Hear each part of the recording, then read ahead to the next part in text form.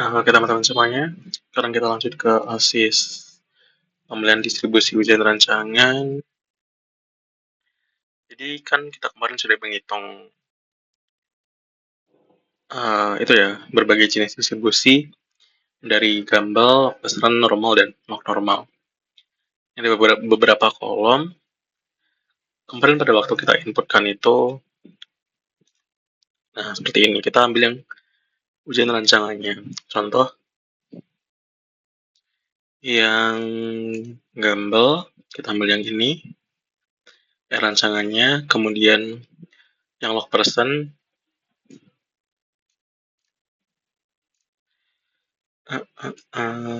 Nah, kita ambil yang ini. Terus normal. Kita ambil yang ini juga ya. Begitu juga dengan log normal. Terus yang Smirnov Kolmogorov itu contohnya Gumbel ya.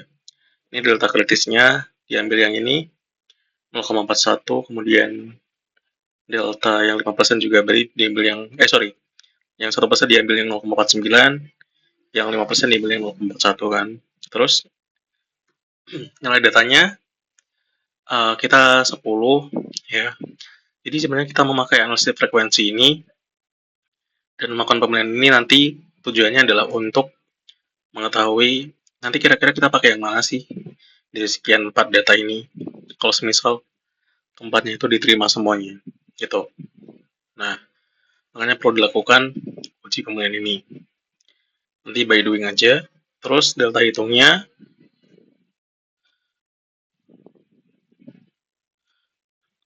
berarti kan pakai yang ini juga.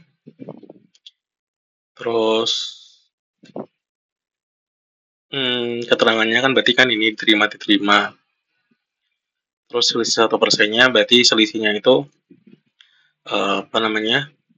Yang delta hitung dikurangi dengan delta kritisnya plus 1%. Dan pakai nilai ABS ya, biar nilainya mutlak. Begitu juga untuk yang 5%. Jadi nanti kita pakai yang ini, delta hitung kurangi delta kritis 5%. Terus yang chi-square, nah, ini delta kritis X2 kritisnya berarti pakai yang ini, 1%. Ini kita kemarin dapatkan dari teori ini ya. Nah, tergantung pada kita belajar kebebasan dan variasi data rentang yang dipakai. Kalau saya pakainya data rentang 10 tahun terakhir. Jadi teman-teman sesuaikan. Terus derajat kebebasannya juga kebetulan pakai 1 semua. X2 hitungnya kan berarti yang ini. Untuk yang chi-square Gumbel. Terus keterangan 1%-nya berarti terima atau ditolak. Kebetulan penyasaannya itu yang 1% ditolak. Sebenarnya dari sini pun juga bisa kita simpulkan kalau ini kemungkinan besar nggak akan kita pakai, tapi nggak apa-apa. Kita akan analisis semuanya. Nah, kita hanya memilih 1 atau 2 saja kan. Terus yang ini juga selisih 1%. Sama, delta hitung. Kalau ini X2 hitung dikurangi dengan X2 kritisnya. Yang 1% dari 5%. Nah, terus kita inputkan ya kemarin ujian rancangannya. Ini yang sebelum kita masukkan ke distribusi. Jadi yang pada saat, misal pada saat kita masukkan ke Gumbel itu mana ya? Nah, ini yang masih by data ya, yang masih original. Kemudian kita kemarin sudah menghitung rata sampai dengan standar deviasinya. Kemudian kita cari di sini. Nah, ini standar deviasinya kita tuliskan saja 19,12. Terus skewness-nya masih sama ya 1,2 dan CV-nya itu apa namanya? Itu ratanya dibagi dengan ini apa ya rumusnya?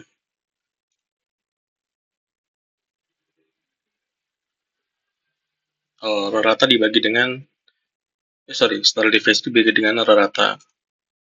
Nah, terus untuk kurtosisnya kemarin CK ini 5,63 ya kayaknya. Tinggal itu aja. Terus, nah dari sini kita bisa menentukan semisal CS ini nomornya 0 ya. Nah berarti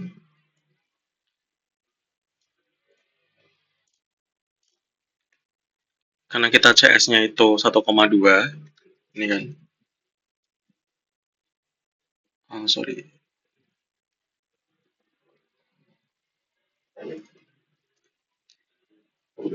Nah, sedangkan untuk secara di normal itu CS-nya itu harus sama dengan atau mendekati 0. Berarti ini tidak masuk. Nah, terus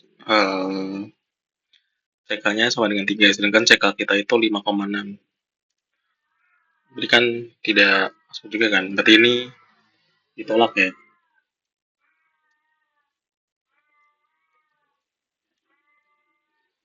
Oke.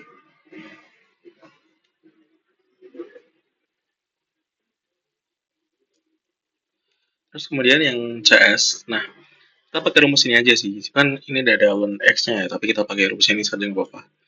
CS itu berarti menghitungnya 3 kali CV kali CV pangkat 3. Sorry, plus CV pangkat 3. Jadi CV-nya kita kan sebenarnya kan 0,2. 3 kali 0,2 plus 0,2 pangkat 3. Hasilnya itu 0,6. Sedangkan CS kita itu 1,2. Gitu. Berarti kan tetap ditolak. Bagaimana sih kalau diterima? Kalau diterima itu nilainya itu mendekati ya. Ini CK kita kan tadi, sorry, misal ini masih dalam rentang 0. Misal CS untuk normal kita itu masih dalam rentang 0,5 atau berapa di bawah 1 lah. Plus minus 0 plus gitu. Berarti kita masih diterima. Karena ini satu lebih, ini punya saya ditolak. Terus ini CK-nya rumusnya ini panjang ya rumusnya.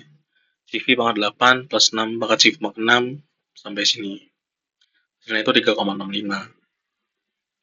Dan untuk log normal itu CK saya itu 5,63. Berarti ditolak. Terus persen dia yang penting adalah lebih dari 0 dan CS kita itu lebih dari 0 berarti ini diterima. Terus kemudian 3,11 karena CK kita 5,63 berarti ditolak.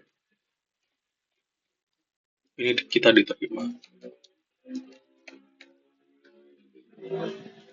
Terus CS untuk gambar syaratnya itu 1,14. Kita berapa? 1,2. Ya walaupun selisihnya dikit tapi tetap tidak diterima ya.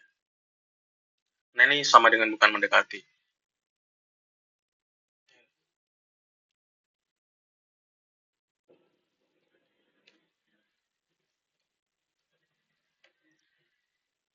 Terus untuk CK 5,4.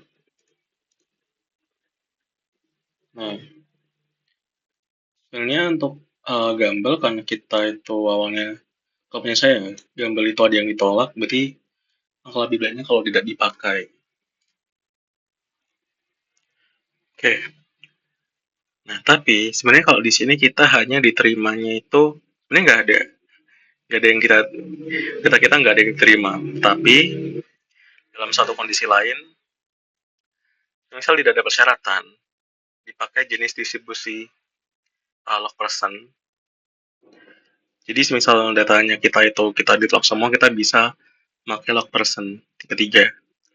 Jika distribusi lain tidak memenuhi syarat gitu. Jadi kita sudah dapat toleransi. Nah, kenapa harus pakai log person 3? Ya, itu ada pertimbangan sendiri. Ini teman-teman bisa baca sendiri. Ada fleksibilitas 3 parameter, transformasi logaritmik, dan resolusi terhadap tipe kurva. Nah, berarti log person tipe 3 inilah kalau data saya yang akan dipakai untuk menentukan distribusi hujan jam-jaman. Nah, berarti kita mau pakai satu. Nanti kalau semisal teman-teman terimanya gambel ya berarti pakai gambel gitu, atau sebaliknya keterimanya normal berarti pakai log normal. Gitu ya. Oke, sekian, terima kasih.